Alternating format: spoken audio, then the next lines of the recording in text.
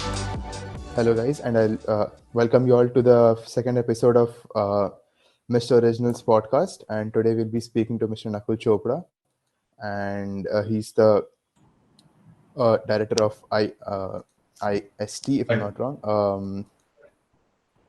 Uh, IT and Solutions India, probably.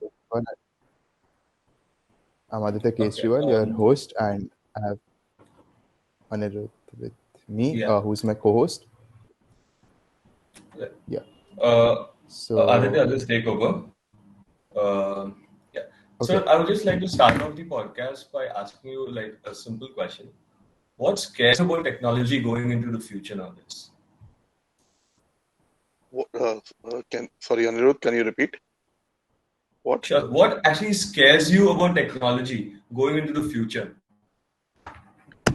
Uh, it is, entering each and every aspect of our life, right? And the privacy, uh, of the human being by himself, right, is something which is, would be is at stake, right? So it's already being a lot is what you are seeing, what the content that you get is basically already being curated, according to your uh, earlier uh, browsing history and what you've seen, right?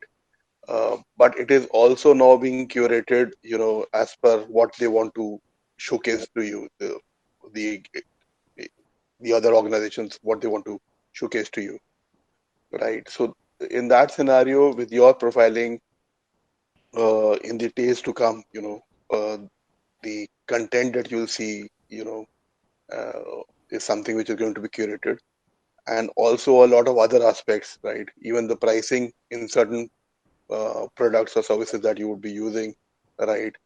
Uh, what you would see on your, as a price, what somebody else, what Aditya would see on his screen could be different, right? So the power with the organizations would, change to a large extent with the information that they will be able to gather.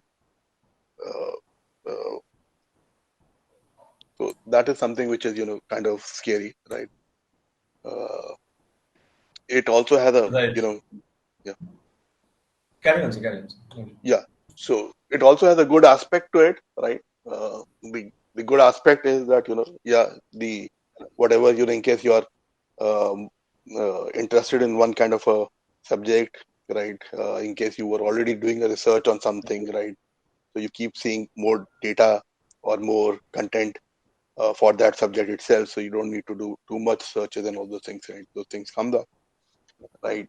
But with the data going to organizations, right, and they being able to do, you know, analytics and ML, with that, the chances are that your consumption power, your purchasing power, your negotiation power, right, all those things, can be manipulated, right, and Right. also So, a lot of other decisions that you would be taking, right, those could be confined. right. So basically, you're saying that they tend to kind of take your own data and use it against you, and kind of manipulate the way you think by using your own data. Yeah, so once the organizations get all that data, right, and yeah, they can do that. And in case you look at it, a lot of the uh, there are few organizations, right, which have right now gathering all that data, right, and slowly they would become, even bigger powers, right, because the data is coming through them. They are the ones who have the data, right, and anybody to get that kind of a data with them, right, will take those many years, right? So the first mover advantage already some companies have with them. Alright. So, say as a consumer, as a user, as everyone uses devices at this point, and now at this point we are aware that such kind of things happen. So, what could be like the basic steps one person could take to like avoid big companies getting our data so that we get manipulated? Uh, so see, certain things you will need to share, right? So in case you want to book a ticket, so you'll need to share those. You're buying a car, you need to share those, right? You want to do any payment transaction, today things have become digital. You tend to do make digital payments only, right? So once you do that, you are in any which way is giving out data, right? The only thing is, subscribe less to places where you've or share maybe aliased information, right, where it is not required so much.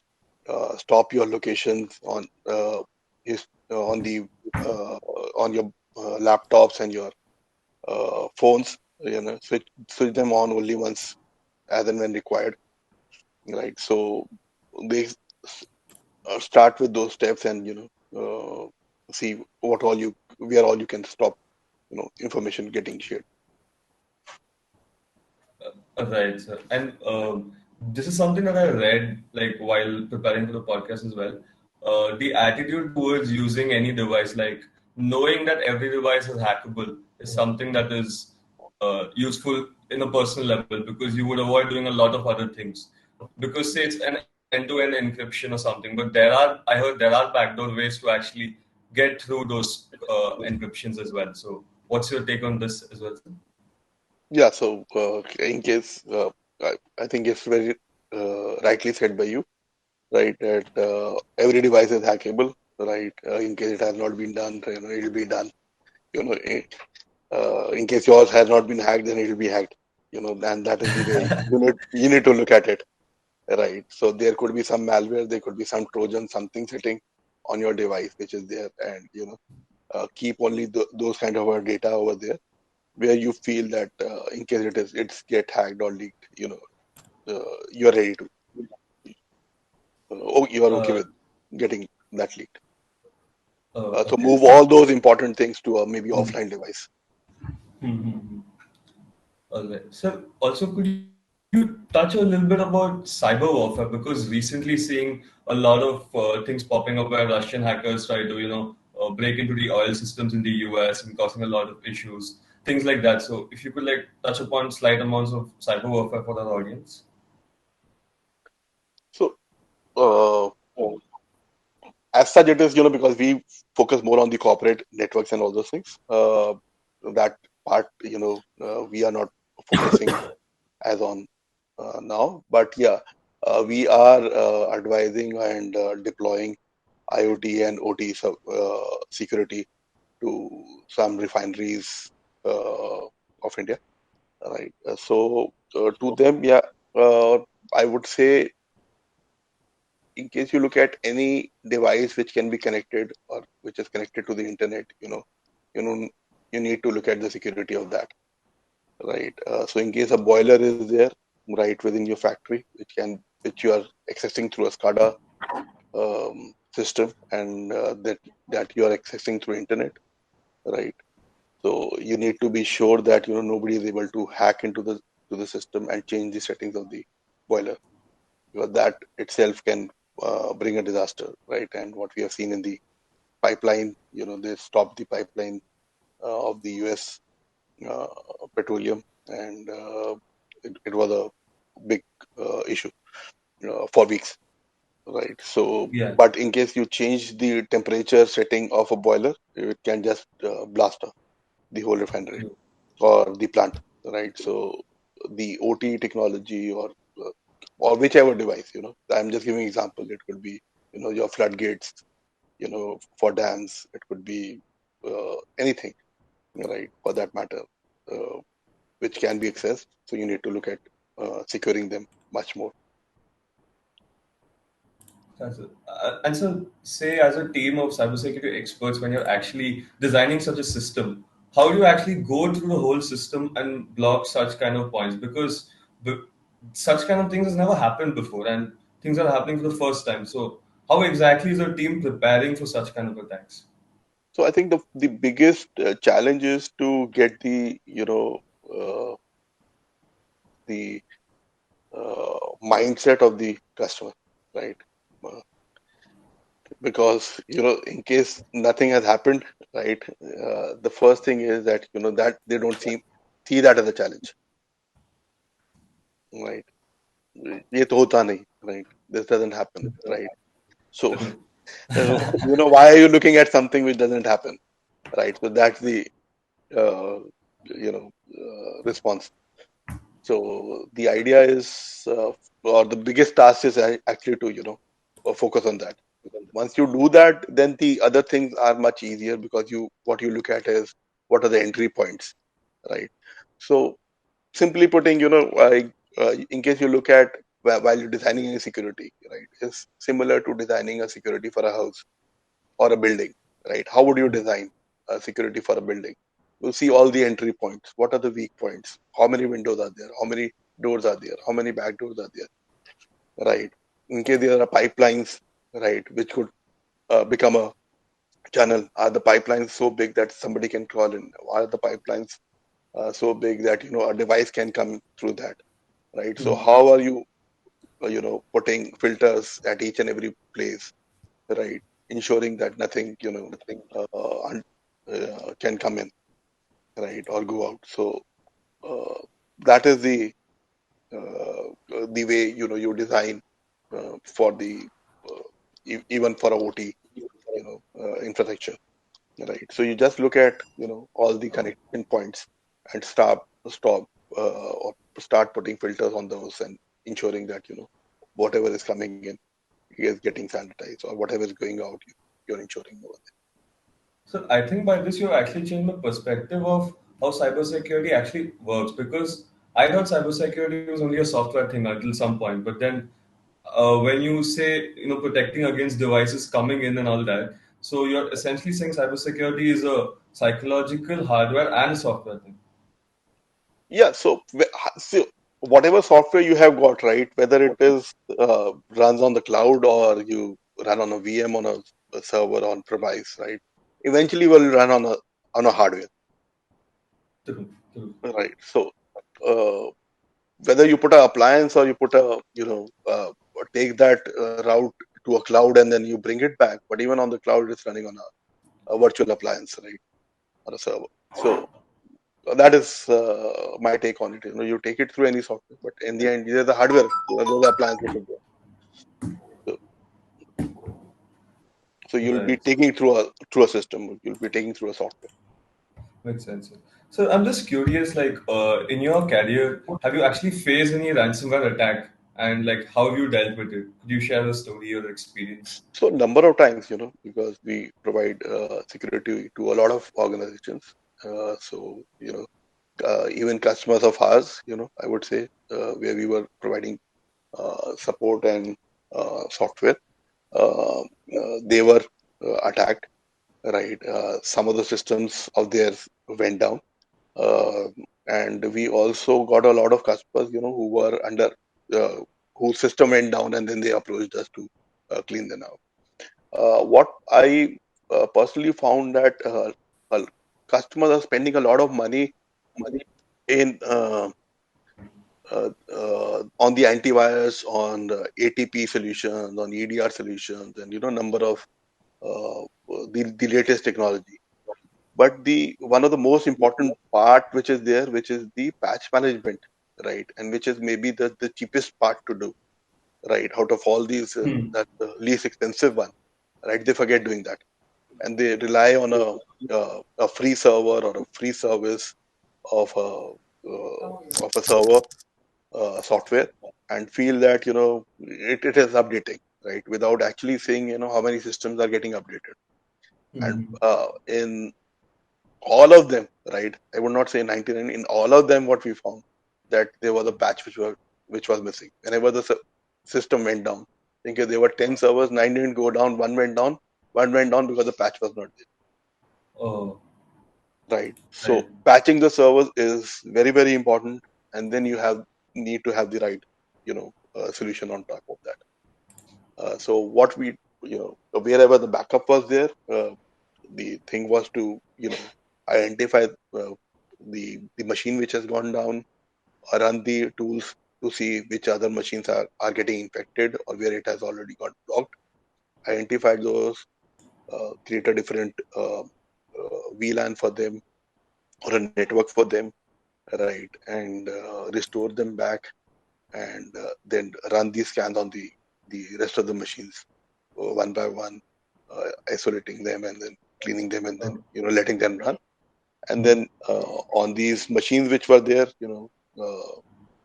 again, in case the backup was there, they store the backup and run the antivirus and the other tools to fix them and see that it doesn't get infected again, and make sure the machines are patched with the latest patches available.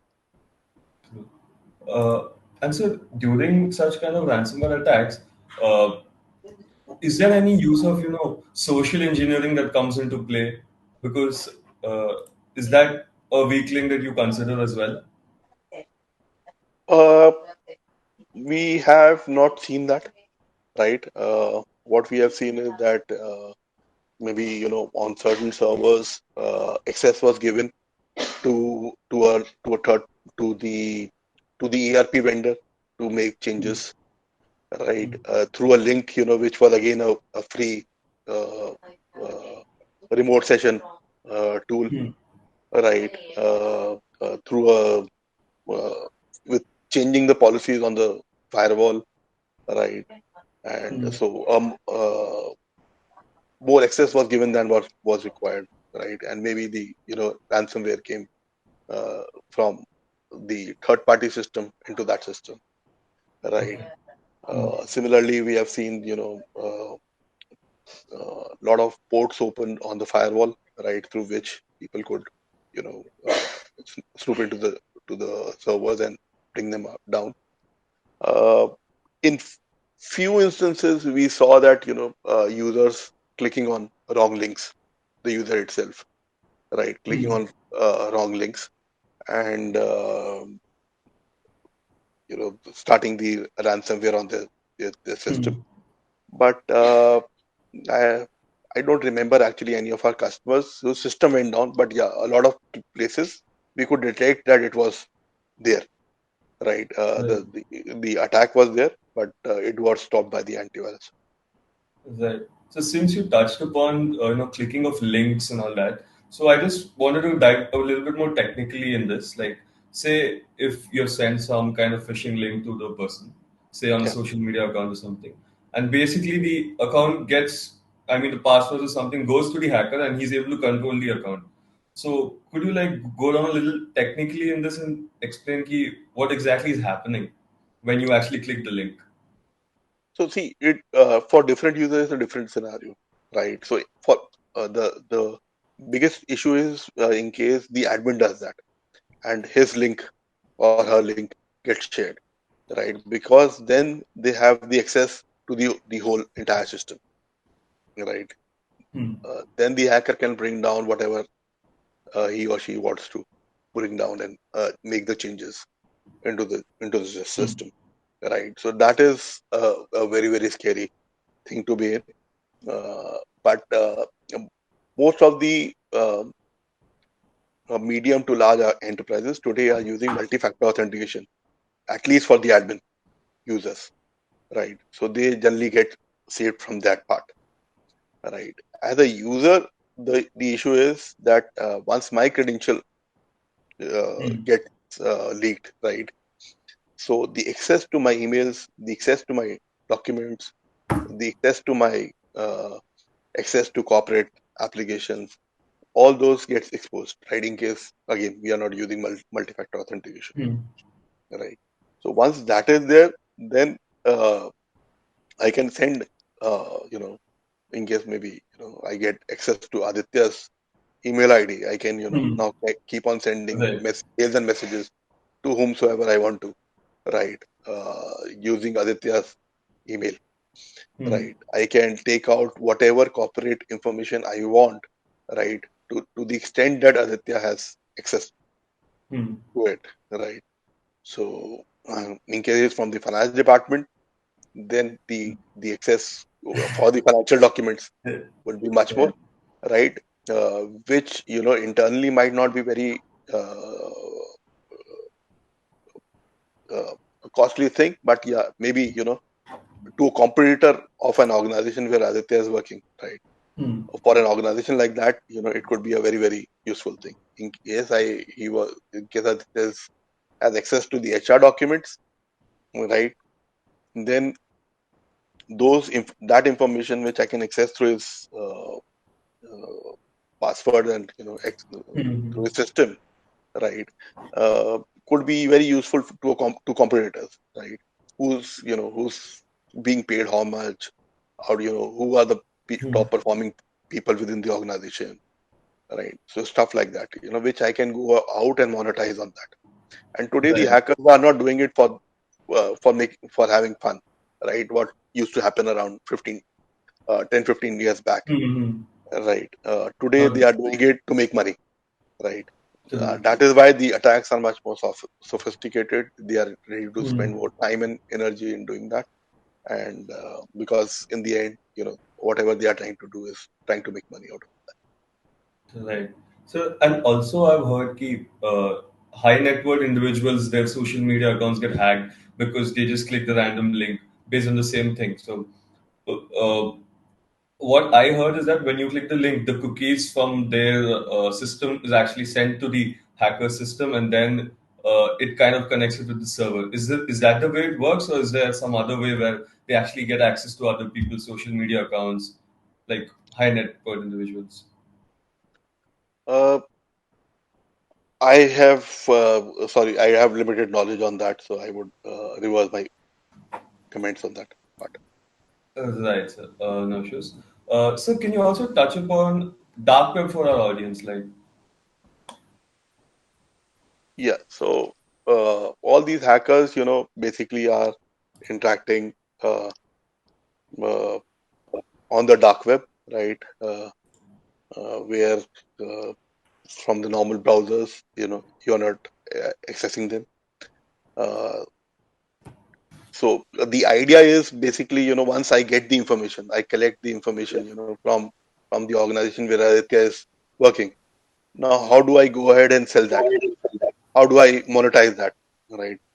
So I go to a network of people, right, who would be interested in buying those, right? So I would not host a normal website and let anybody come hmm, and see what data is available, and I'm selling it over there, and attract the law agencies to come and uh, uh, pick me up from my home for right. hacking the systems, right? So I need a place, right? So that is their internet, right, where they Hmm, interact, it is available that you want to buy credit card details, right? hmm, So I am ready to sell you credit card details of maybe what, 1 lakh people or 10 lakh people for maybe 10 cents per individual hmm. data, right? Or again, in case there's some specific information, then that is where they would go ahead and sell that information. Right, right. I guess Aditya will take over. Yeah. Sir, could you please tell us more about your company, the IT Solutions Company Private Limited, what they do, how they are do, and yeah. So in 95, 96, during that time, the IT, you know, sector was kind of starting in India. And while we were buying equipment for our sister concern, a parent company, um, we ventured out and when we were buying these stuff, what we realized was there was a huge gap in the industry. So at one side of the table, there were very large system integrators, who would be ready to talk to you and talk about a solution and how computers can help you, transform your business and stuff. But being a large SI, they were looking at a large ticket size. So maybe in case you have got 1 crore of rupees to invest, in 95, 96, right? Uh, then they would be ready to talk to you and explain you how you can benefit. On the other side, we had Nehru Place, which we still have, right? And most of the people who were selling stuff over there would say that, okay, this is a device or this is a box and this is the price. What you do with it is you need to know. How it will function is something you need to know, right? Uh, in case you want to, install it, we can maybe install it for you, right? But how to get the benefit of the whole system is something that they would not be able to, help you out with. So what we felt was that the small medium businesses, right, required somebody to handhold them and tell them that the things are changing, and so you need to start looking at using computers more like a IT equipment as an enabler, right, rather than a cost factor. So it's not a electronic typewriter which is there, right? It is much more than that, and you can save your money. So we started with email services, selling email services in '96, and we became the national distributor of a company. And we started at that point in time, for every email that you have to send and receive, you have to pay for it. You have to pay uh, a fee to get your company registered, or similar to a domain that what we have right now. But it would be through that email provider. So we were selling that for 6-7 months. We did that, and then saw that the things are changing in the market, right? And eventually the emails will become free. So we changed from that, and stepped into other products, uh, browsers and servers and stuff. So the I but since '96 till today, the idea has been to go to customers, help them understand about equipment and the latest technologies, and how the systems can become an enabler in their business. So from that time till today, now we are focusing on 4 areas. One is IT infrastructure solutions, starting from networking to server virtualization, desktop virtualization, cloud uh, hosting, and all. To the second area is on data security, right? The topic that we're talking about, starting from antivirus, which is now with ATP and with anti-ransomware features, to EDR, XDR, MTR, to firewalls and IPS, IDS solutions, SIEM, and other security solutions, multi-factor authentication solutions, to backup and availability solutions. So backup on premise, on cloud, and fourth are services. So whatever you know we sell, we have got a team to implement that and to integrate them with each other. So that is what we do. We are based out of 5 cities, Delhi being the head office, Mumbai, Chandigarh, Ludhiana, and Jaipur. Okay. Yeah, that was very great to hear, sir. Also, sir, could you tell us more about it in '96? It was just the beginning of the IT sector. It was not a known term as it is right now. So it would have been very difficult to start a company, which is totally focused on helping the other companies and providing solutions. So what were the difficulties which you faced, while starting up the company and uh, raising it to the level which it is right now? Yeah. So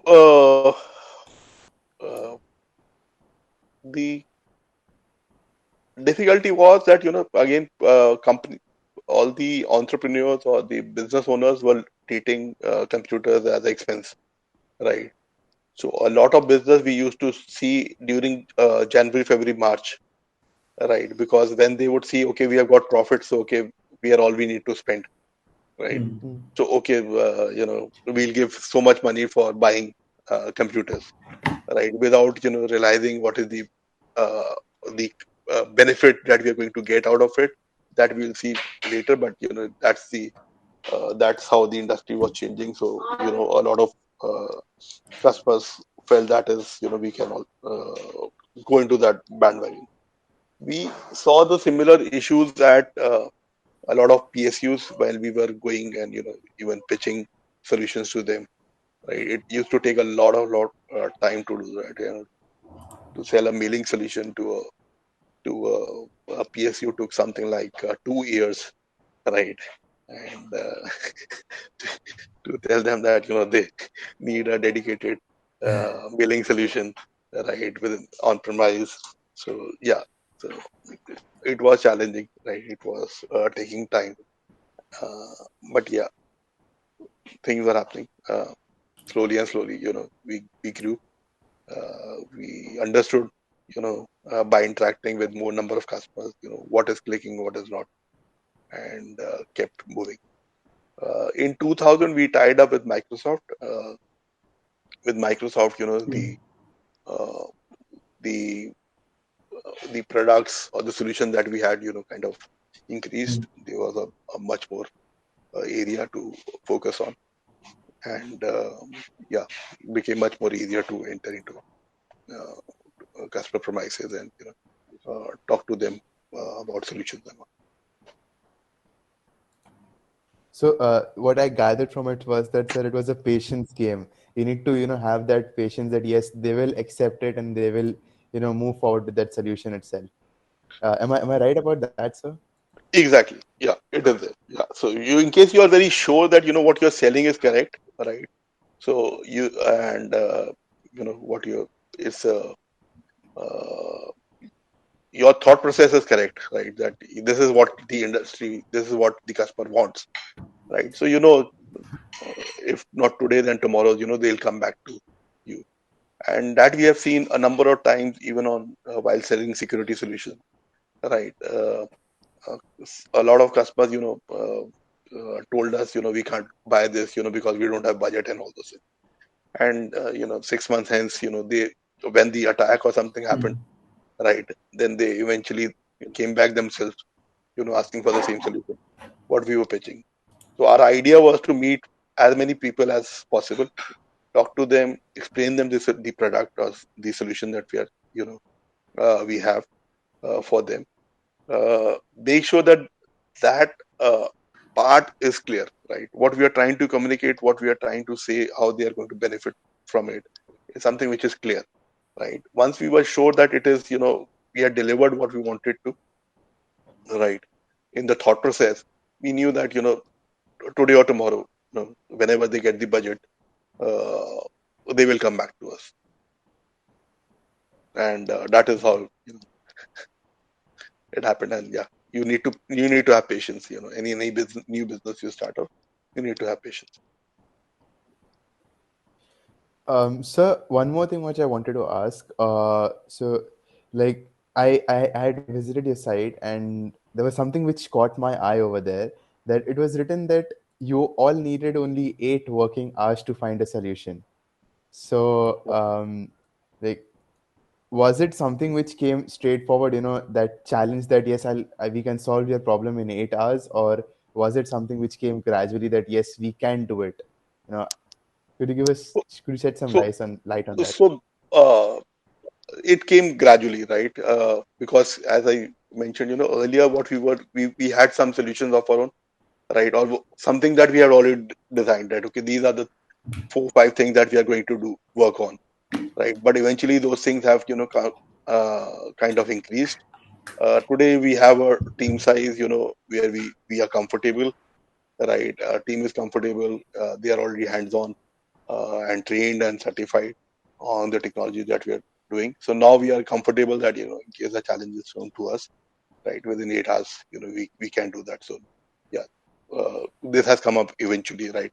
It is not what we where we started off with, right? Because in starting we were focusing on very uh, a little set of a small set of solutions that we were focusing on. Today it's much larger. Great. So I know, like, it's a bit odd question, but has it ever happened that you were not able to give a solution within 8 hours, or that target was not fulfilled of 8 hours?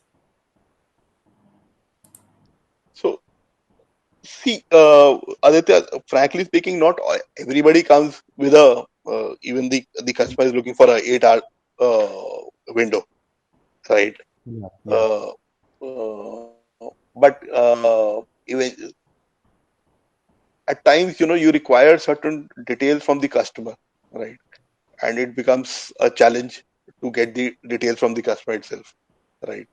Or it takes more time from the to get the information from the customer. So it's uh, I would say we have it that in case the challenge has been thrown to us, we have not surpassed that timeline. But yeah, most of the solution sales, right, is a time consuming thing, right? And there are version 1, version 2, version 3 which happen, right, based on the inputs that we collect from the customer. So, I just Sir, have a question. Aditya, Yeah, if you don't mind, say no, if no, a no problem. company, yeah, if there's a new company coming to you yeah, for your solutions, what would be your call to action to those companies? Say they're starting off from scratch. yeah. So see, we would want to understand, what all applications they want to have, right, and host, or whether they want systems now today in house, or they want it on cloud, right? What all applications that they want to access? What is their thought process around security, right? How do they want controls on the systems, right? Because different companies work, in a different manner. Some companies have a lot of controls, right?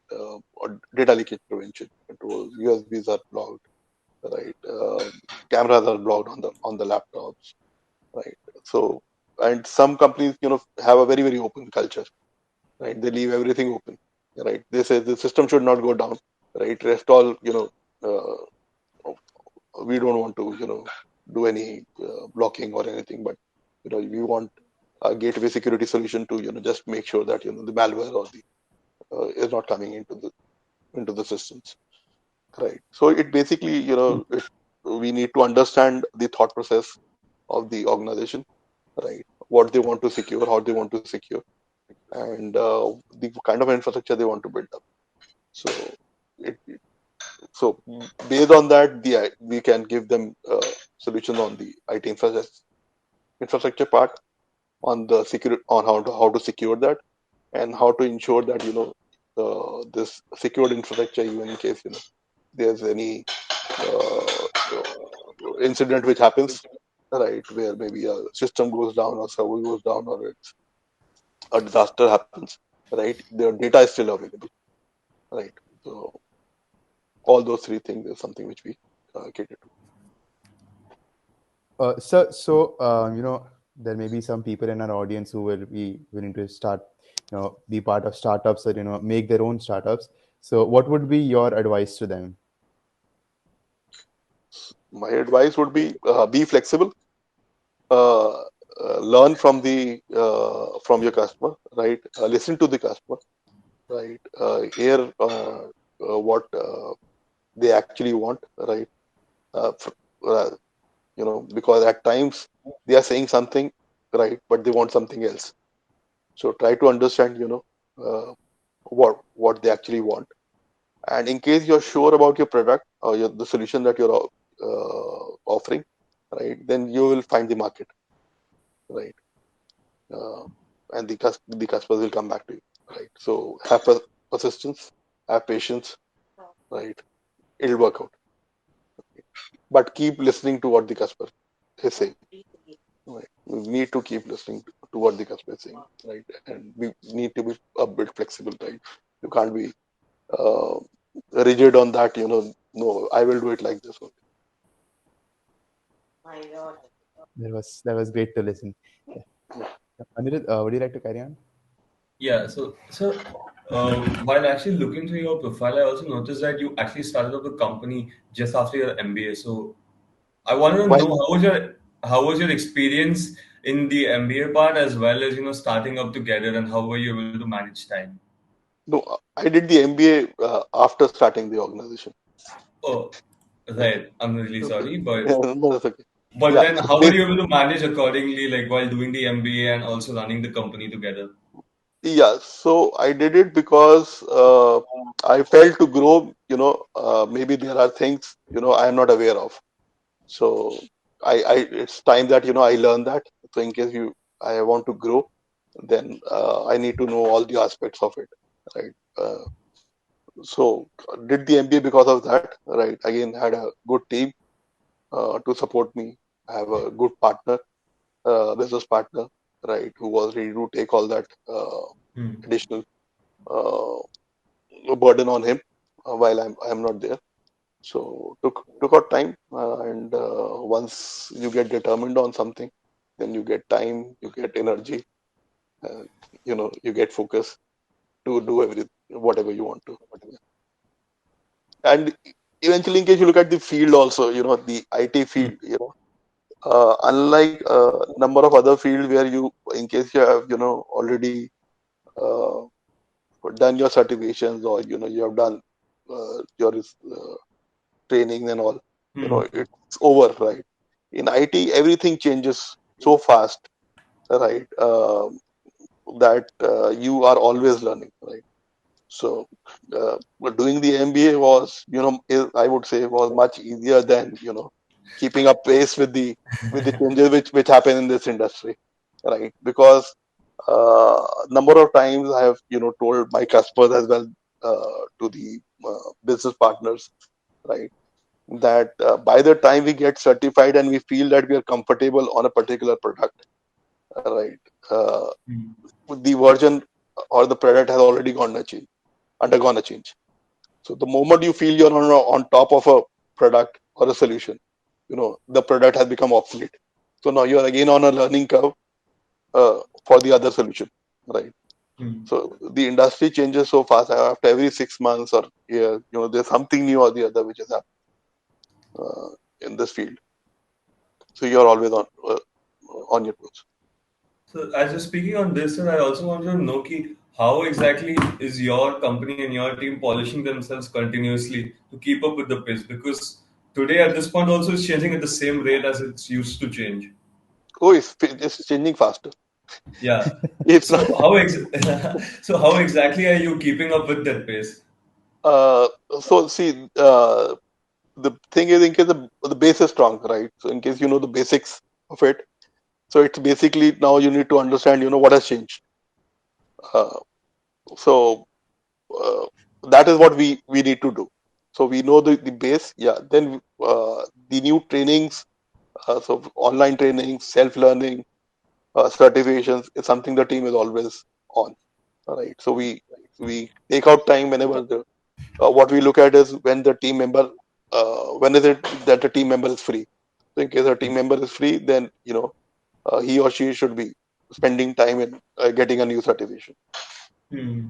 And in case somebody has not done it for a couple of months, then we forcefully take out time and start shifting his or her Hmm. work to somebody else, right? So that they can do that certifications and training. And in between also there are small bits, maybe a 1 hour, 2 hour thing, session, Hmm. or a half day session, which the business partners of ours, keep hosting. So we make sure that the team members are attending those. Yeah. Yeah. Aditya? Sir, one more thing which I wanted to ask you. So, what kept the motivation alive? So IT was a very not that big a thing as it is currently. So it's a very small thing. It was a very small thing in '96. Like yes, it was booming. It was coming up. People could see things were happening here, but it wasn't that big. So what kept the motivation going on then? So the motivation, what we were seeing the potential, eventually where it will go, right? So we were just trying to, maybe take one solution or one product or one OEM and trying to be on top with them, right? And the other part was that when once you solve a problem, or whatever you have pitched to a customer that this is how it is going to help you, and when they come back and say that what you said is actually helping us in our business, is one of the best things. And a very big confidence booster, right, for you. So this testimonial were, good for us also, when the customer used to come back and say that, okay, what you said, helped us, and were also helpful for us to go to other customers and give their references, right. So I think the customer's appreciation of the work that we were doing, right, was one of the big boosters for us to keep going. Okay. So, sir, one more thing. What would be your advice to the upcoming entrepreneurs? So that you had talked about what should the startups do, but what about the entrepreneurs?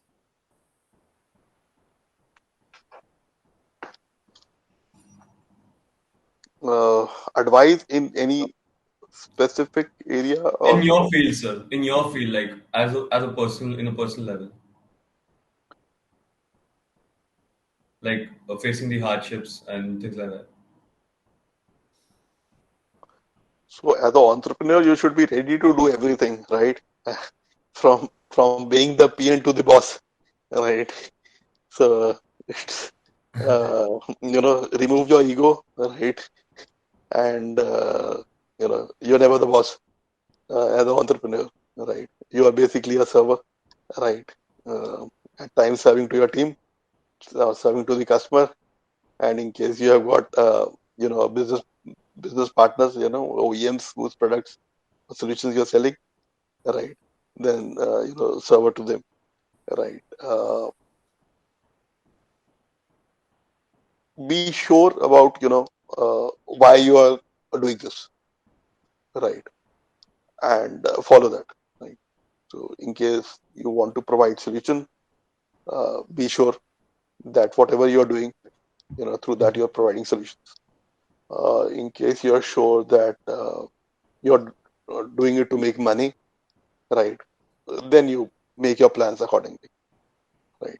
uh, because in case what you want to achieve, that is clear, right, then it'll be uh, you can make your plans, and you can look into it, that uh, that the team, the culture, and everything is according to that, right. uh, in case you're looking doing want to make provide solutions, then you might end up paying more. uh, you might end up having more number of people than your peers. uh, Mm. but I think uh, but making sure once you hear that the solutions are getting implemented, customers are happy, that is what is going to be your is going to bring you satisfaction, right. But then you need to compromise on your profits, right. In case you are focusing on profits, then maybe you need lesser number of people, and find ways of cutting, um, cutting corners or things, to ensure that you keep making profit. So that is there. Yeah, it's uh, it's not hard. I would not say it's very hard, right? There's a lot of opportunity in whatever you want to do today, right? The the market is booming, right? There's I have not tried the government policies, right? Mm. Firstly, because we are no longer in the startup or in those things. But I would say the government policies are encouraging, right? It is everybody should try, right out of college. I think one Mm. try they should always give, right? Because this is I think uh, the no loss zone where you are, right? This is the time when you have got limit very less, or you don't have liabilities to try out, No risk. right? Yeah, very, very, very low risk, and your liabilities are very low, right? So you can try out, and you have the maximum energy. So this is the time when you should try out, whatever you got dreams and all those things, and with all the efforts and all those things, it's surely going to be successful, right? Right. That's a really good website. So. Right, so I think we'll end the podcast here. Anybody